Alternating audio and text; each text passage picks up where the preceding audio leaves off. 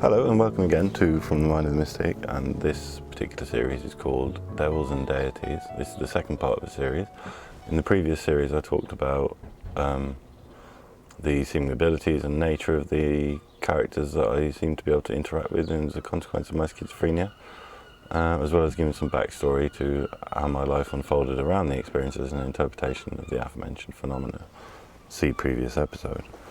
So in this second section I'm going to be going into a little more detail about the experience of interacting with the beings, the degree of influence these beings have over reality and my perception, a solipsistic conceptual framework which I'll elaborate more on a bit, some examples of the characters, my own awakening experience, going to cover in some detail my conception that reality is a hallucination, of which I made a video series about on my Schizophrenic channel, and then expand further on some more concepts. So I'll leave it there for now.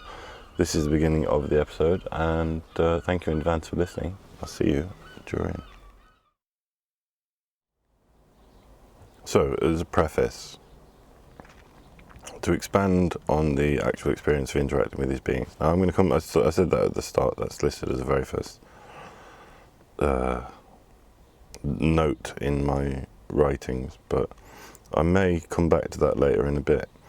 I think the most pertinent thing to start out this discussion with, or this monologue with, is actually something I've covered in a 2-hour video series on my Schizophrenic channel. So again, if you go to YouTube and look at Schizophrenic book, all one word. Schizophrenic is schizophrenia, but instead of the A you add FORMS and then book at the end, and you should be able to find it. And if not, that's unfortunate.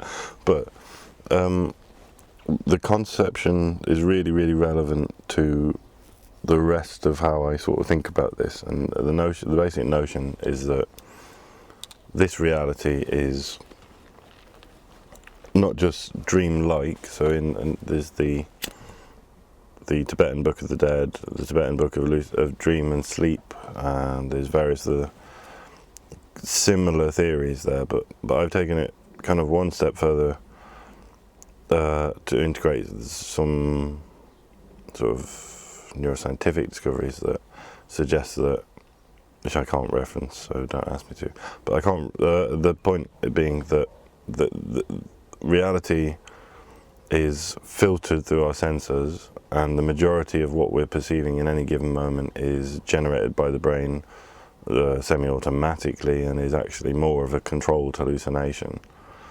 Now, there's a lot to cover in that video because it's an hour and nearly 2 hours long. But the basic premise is that, well, as discussed, the idea that the majority of what you're experiencing in any given moment is a controlled hallucination. The idea that reality is no difference or entirely akin to a dream state. Now, if you reflect on your own dreams, you might recognize the following presupposition. When you wake up from a dream, you have the recognition that the events of the dream were somehow potentially cross-correlated, if you're into your dream analysis, with the waking world, but also that they're kind of narrative driven, that it's a story, it's some playing out, it's allegorical, it's got this kind of conceptual framework. So I have to just at this point, it's sunset, I live in a seaside town, there are seagulls, so I apologise for any sound effects or noise that sound like seagulls, because that's what it is. Back to the point. It's only upon waking from a dream that you have any sort of, like your standard non-lucid dream, that you have any kind of recognition of the idea whatsoever that something was amiss about the reality that you were immersed in. Now, there may be, for the more competent dreamer, a sense that you're just watching a film. It's like something playing out. It's well, I guess a guided hallucination, but you don't necessarily, until you become in some way lucid, you don't recognize the nature of the dream as though it's an illusory. You don't recognize that the dream itself is anything that can be questioned, primarily because because you're in the dream, you have a persona related to the dream state that justifies all of the experiences while you're in it. Upon waking, you might then digest that and understand that it relates to other things and other phenomena. But in the dream state itself, unless you have gone into a lucid dream state or had some sort of level up and questioning of it and are in a lucid state, you realise that you accept reality as though it's presented to you. Now, the presupposition I'm making, and it's a relatively well-founded one, is that the waking world is like that too. So if you were to wake up in this reality, distinctly this version of reality, but you were sat in my body with my brain, my memories, my perceptual filters, my sensors, my unique particular colour scheme, for example, of how the reality is presented to you, you would be me. You would, for all intents and purposes, be me. And you would think that it was real and that you were me. And same as if I was to wake up in any of your bodies. The memories and affiliated brain that I am contained within during the course of the waking world would inform me of like what was going on. So like they talk about this in like this conception of moving into the now, being deeply in the present moment. And I've had experiences of that where like when you go into this deeper state of recognition, when you go into this highly present state, it's as though time is eternal. It's as though there's just one moment and that you are in that moment. But other than that, as is so often said, we're either imagining the future or remembering the past, but we're not really seated in the current moment.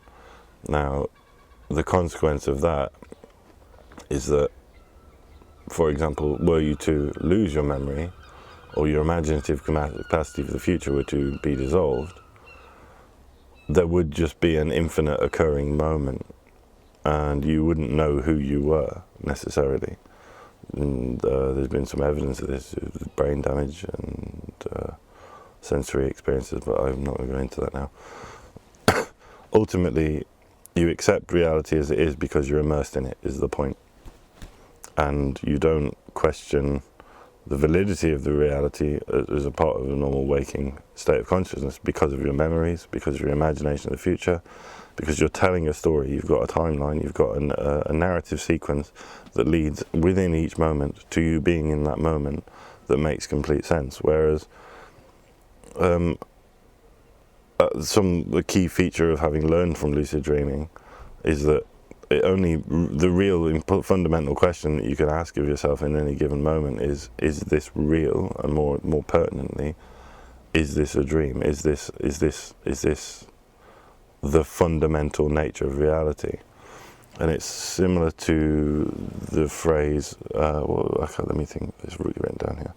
I paraphrase here slightly, but the waking world is to the sage as the dream world is to the unenlightened person, or the non-aware person, the non-sage.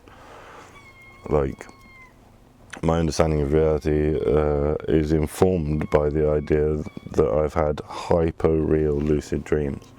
So I've had dreams that are lucid dreams where I'm complete in control, I have godlike power, and I'm the creator of the universe and I can do whatever the fuck I want and in whatever way I want. That's lucid dreaming.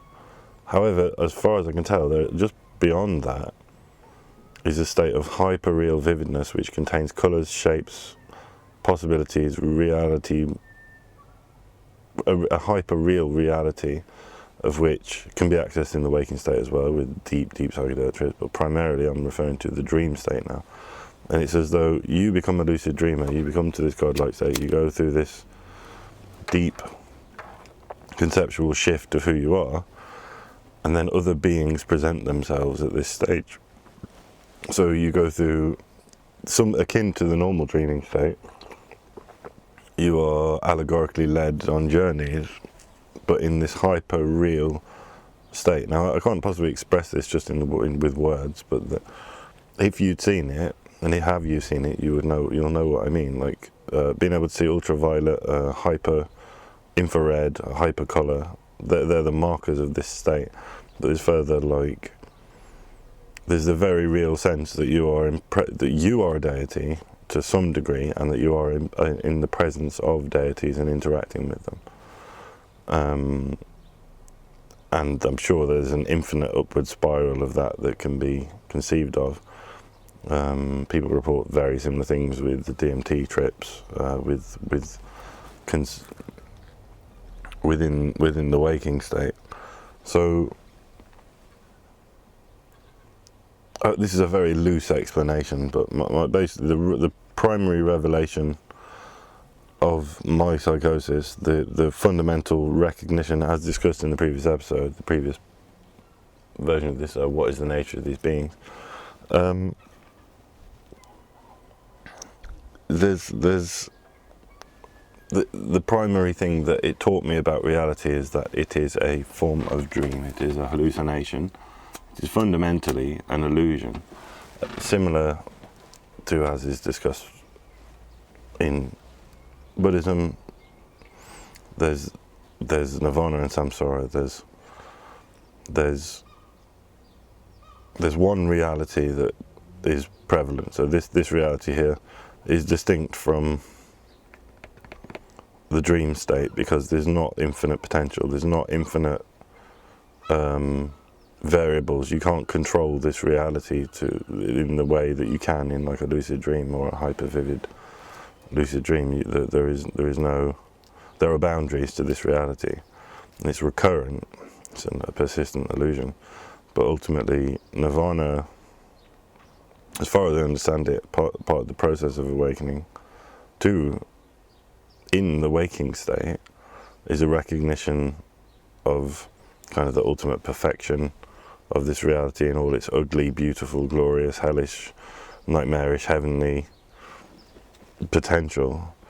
And you get these sort of moments of recognition where much like in the dream state, we have an allegorical interpretation that upon waking you recognize there was just a story playing out that was to serve you in a narrative, conceptual way, so as to transfer information to your psyche.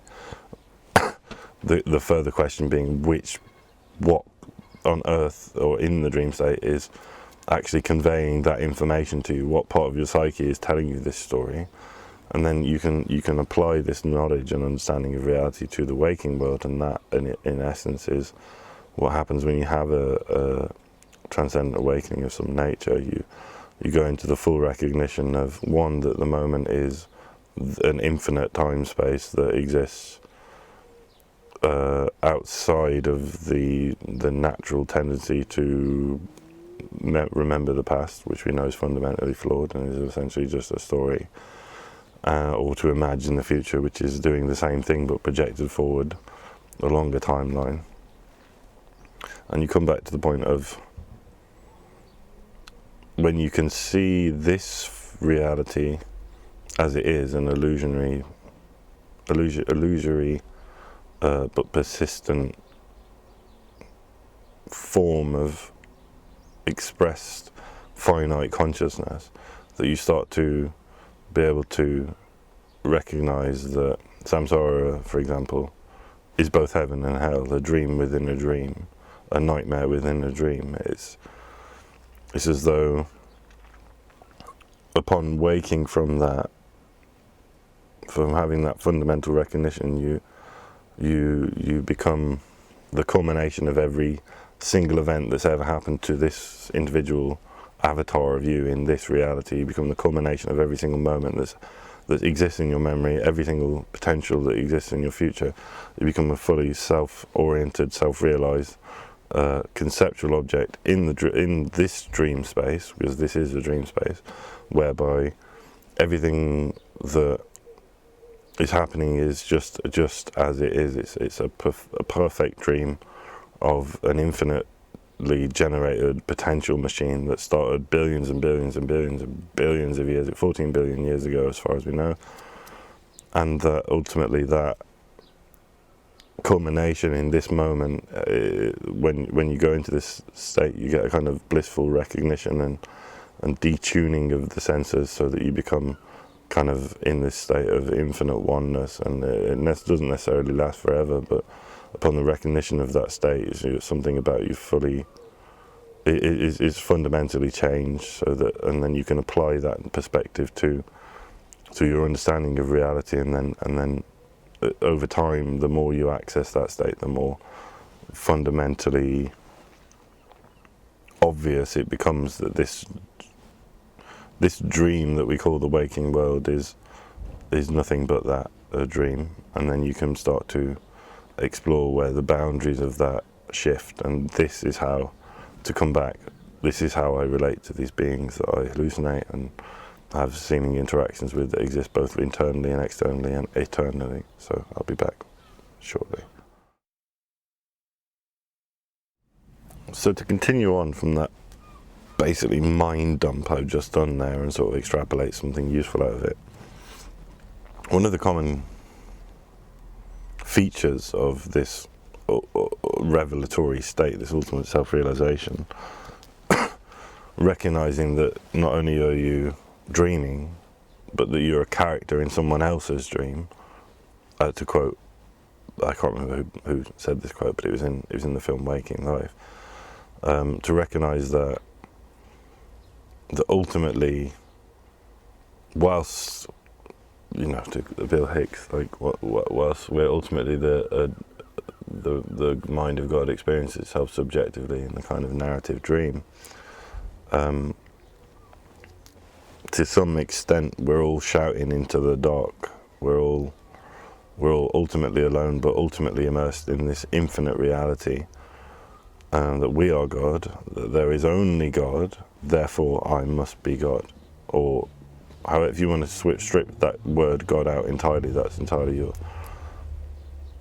decision. It's a matter of linguistics rather than objective truth, where it's pointing to the same feature of reality. It's not a bug, it's a feature, that we are the universe. There is only the universe. The only thing in this state that exists is this universe, however complex and wide you want to expand that, including multiverses, parallel dimensions, so on and so forth, which I'm all on board with. The assumption must be that if the universe is infinite, I am part of the universe, therefore I am the universe. Alan Watts talks about the idea that I'm no more the burning of the sun. I can't paraphrasing again, but I'm no more the burning of the sun than I am moving my hand or my own foot. I can't remember what example he gives, but it doesn't necessarily make it the truth with a capital T. It doesn't make it the fundamental nature of reality, but the most accompanying solipsistic conceptual framework that people reach the conclusion of is that they are in fact one with the universe, fundamentally related to it, and ultimately, rather than a participant, an observer of the universe, they are fundamentally the universe. And the same you could say about God, the same you could say about the Godhead, the same you could say about infinite consciousness. It's not only is it the only viable conclusion, that realization itself puts you into a recognition of that fact. So when it becomes not just an intellectualization, but an actual experience that you are God, you are the universe, you are one with everything, that your perception of reality fundamentally shifts, not at an intellectual level, but an experiential level, whereby you recognize that you're not on the outside looking in, you're not this ever-present witness that Ken Wilber might refer to, but you are, but that everything is that ever-present witness. Everything that's happening is ultimately, in all its horrific, raging glory, it is all part of one system. And that for you, at the very least, there's this solipsy, there's this, you cannot confirm the existence of anything else outside yourself other than within the context of the character that represents you in this infinite space. As much as to say,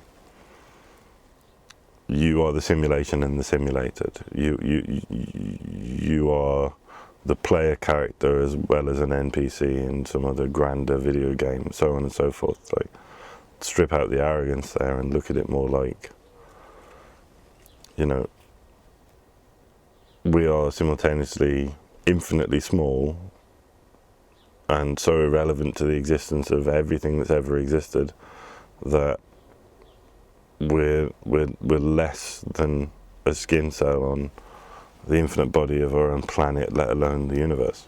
That can simultaneously be as true as you are a direct observatory point immersed in an infinite reality whereby your own perception itself generates a reality. So that's another way of looking at it. The fundamental law here that we're exploring comes, I forget what word I'm looking for here, it's a kind of esoteric tradition, but we've got multiple laws. We've got as above, so below, and then we've got the one I want to address, which is the law of mentalism. The understanding that for all intents and purposes, the only thing you can confirm, and if you analyze it enough, it dissolves, right? So that's a frightening enough realization. But the only thing you know to be certain is that you are in fact perceiving a reality. You are perceiving something. Your own perception is the only confirmatory experience that you can say with any certainty when analysed through self-inquiry effectively and fastidiously rigorously analysed. The only thing you can confirm is your own perception of reality. Everything else is a consequence of that perception. Therefore, the assumption that A, your perception isn't fundamental, consciousness isn't fundamental, could be questioned. B, the perceptions you're having filter reality. We know this from the electromagnetic spectrum. We know this from the fact that we see in colour, for example, whereas a dog might see in black and white with a little bit of green to know if meat is rancid, or like a cat might see in black and white. But we see colour because of the necessity of it, because of omnivores. We've evolved alongside the consumption of certain things. There's been evidence with computer simulations demonstrated exponentially that like our entire perceptual field, so all our senses merged as one, is governed by the laws of our own survival, and that fundamentally, like even our own, that not only is our senses limited by our own survival and our own biological imperatives and nature through evolution and as an organism, but that the infinite, ever-expanding energy form that is the universe looks, feels, sounds, is nothing really like what we're experiencing, and that all of that is a sense-based psycho reconstruction of what we think is happening. So and even that is incredibly limited, and like, so we don't know, for example, that my experience of reality is in any way even intelligible. Were I to take you the listener's consciousness, put it in my body, you might not even recognize it as the same reality. It would be so potentially infinitely different and gelled differently that you'd either instantly become me and have no conception of anything otherwise, or that it would be irrecognizable to you and drive you completely insane and deranged in a very short space of time. For example, it could be something as simple as like the colour green. I might see a different colour green because of my evolutionary background. Who knows? That's a bit of a rant, so I'm going to pause and come back. So to move on slightly from, again, yet another brain dump of information that probably, unless the previous sections like are me sort of spamming the chat, it's like this is how I understand it. It's the most accurate framework I can express it with, as the most articulately I can. But I don't necessarily expect to resonate with you unless you've experienced the states, and even then it's mitigated through the language I'm using, my speech, the fact that it's just audio, you can't see my gestures, which there are many, no doubt. It's difficult to convey all this sort of stuff. So I'm going to come back to some of the more prepared parts of what I was going to say. So my own awakening experiences, how it's impacted my perspective on reality. So the question I've written here is, what is enlightenment to me? As vainglorious as that might be, that I assume I'm enlightened. I am schizophrenic, man. Like, I can believe, like, I can believe it if I perceive it. It's not really problematic to the narrative. And if you have any issue with understanding or relating to what I'm saying, just chalk it up to the fact that I'm mad. But what is enlightenment? How I integrate these experiences. Enlightenment ultimately is what I've been trying to point at, what I've been trying to hammer the nail into. I believe enlightenment to be akin to lucid dreaming, and then fully awakening into the nature of the fact that this reality that we perceive, the waking ordinary state of consciousness, is fundamental to waking up to the fact that that is a dream or a hallucination. That, in a nutshell, is the best description I can give of what I understand enlightenment to be, is recognizing that it's a hallucination, a controlled projection. And I've had experiences that validate this as well, like I was discussing recently with someone. I've had experiences whereby the boundaries of reality have melted away, and I've had this visual experience, this full immersive, full body, full psychical hallucination, somewhat like a visualizer where you look down at your body, perhaps with closed eyes, perhaps with open eyes, and you see just light forms. You see the electromagnetic representation of yourself in hyperspace, almost. And you get this sense that there's this sense and this experience that if you imagine there's like a electromagnetic soup that,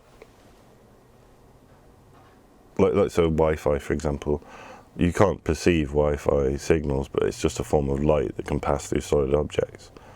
It's a bit like that. It's like the whole of reality is either a dense energy form or a permeable energy form, but ultimately it's an energy form. It's an electromagnetic, like even the air carries electromagnetic current in this deeply subtle way. Like we use less electricity to function in our bodies than a light bulb does, and yet we have these incredibly vivid experiences where we can develop calculus and infinitely explore the universe mentally, let alone in the real physical realms of the reality we're presented with. Like there's enough reason to believe that we're immersed in this sort of psycho-electromagnetic soup, and then the bits that we're privy to are dependent on how our biological form exists, but then that biological form itself is part of a construct of the fact you exist in this universe. It's as though like even the body is a 3D representation of this like infinite energy arc, this pinpoint, this conglomeration of electromagnetic functions, and that ultimately we're just an orb of light floating in an infinite sea of light or energy or electromagnetism, and then we're having this dream that we're like a physical being, and there's no way to, until you change channel on that receiver, until you change channel on the radio you've been dialed into for your entire existence, you don't have any perceptual reason, any experiential reason to think that anything other than that is happening. But when you slightly change the fader, when you slightly change the radio station you're listening to, even subtly, you have this enormous psycho-spiritual shift where you're able to navigate reality as though it's not what it really is. That's probably impossible, but like you can have a full recognition of the permeability and the lack of solidity to reality, and for me that came from the recognition that reality is ultimately a dream, and then upon having awakening experiences, recognizing that it's a form of hallucination to some degree. I'll be right back. So, the final culminating explanation that I'm going to purge out so that I can complete this second episode, which I'm guessing already has a title, but I'm going to culminate with this final explanation. The basic aim is to unite the recognition of that dream state in all states, like to sew a thread of light blue, silvery thread through every state that's accessible to you, really, to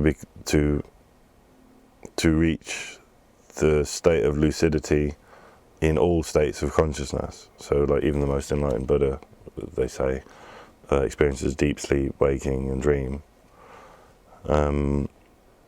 But to carry through a divine persona, to carry through not even a divine persona, to carry through a persistent thread of consciousness through all the states that are accessible to you, is a way to basically expand yourself into a multiverse of potential experiences and become a multidimensional being, even in just this waking state, let alone throughout all the fantastical, unbelievable experiences you can have, taking that conception of reality into the dream state. Ultimately, awakening means awakening, it means consciousness, it means awareness, it means being able to observe at all times what's happening and retain some of that. And a big function of that is memory. Training yourself to recall in the dream state that you are the person you are in the waking state, and vice versa. And then you get this kind of inversion of reality where you recognize that this reality, this supposedly fundamental reality, is the dream, and everything else, where you're this infinite being of transcendent consciousness and a multidimensional, infinite formless being, vis-a-vis God of some form, or at least a part of God, is your fundamental reality. And then we're just dipping into this like some sort of hyper-dimensional video game, ultimately. Right, that's it. Like, there will be a part 3 of this being posted soon. That's just a kind of mind dump, so I can get a lot of content and conceptions and perceptions and this is like a preamble to what's going to be gone into in more detail in part 3. So that's my mind unraveling for you on audio. But if it's made any sense, please follow and share. And stick around, please follow my channel, and my channel, I don't know, this is Spotify. Please follow me on Spotify.